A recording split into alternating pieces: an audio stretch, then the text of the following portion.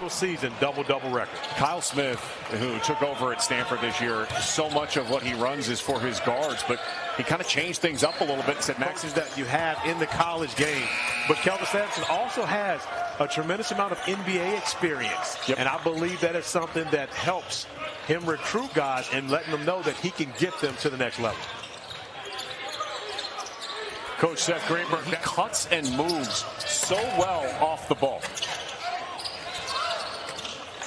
There's a finisher here, but he knows that he just can't be one-dimensional there. Yep. He needs to. He cuts and moves so well off the ball. There's a the season. What did you learn about yourself during this year? I mean, really just how I could, the ups and downs, you know, who I am when tough gets hard, when times get hard, and who I am when times are great. I mean, player on top of that, it's going to be really interesting to see the way that he improves over the next few years. His personality arguably might be his best trait. The coaching staff at Duke, they just consistently rave than Jonathan has in his mock draft to this point, simply because of the intrigue that is there, but also how young he is and where those skills are going to improve so much once he gets to the NBA level. There you go. But you talk about altering shots versus blocking shots. His block percentage wasn't very high over the course of this season, but his impact around the hoop was. How do you view his ability to control that paint area and with what you saw with your own eyes this year? I think he absolutely has the ability. Learning from those guys, you know, just sometimes just be quiet and listen and learn. Different ways to guard a pick and roll.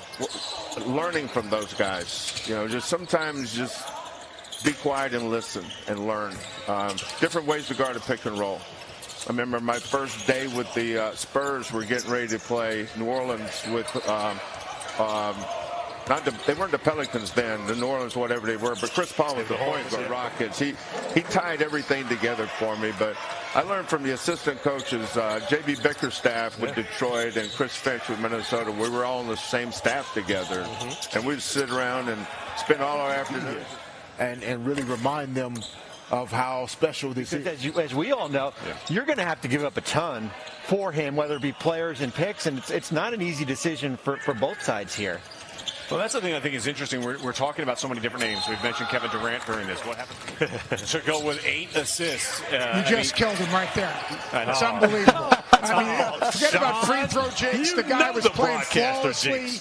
Took it into traffic, wasn't on balance. Sean, very disappointed. Though, Coach. Up until that point in time, Coach.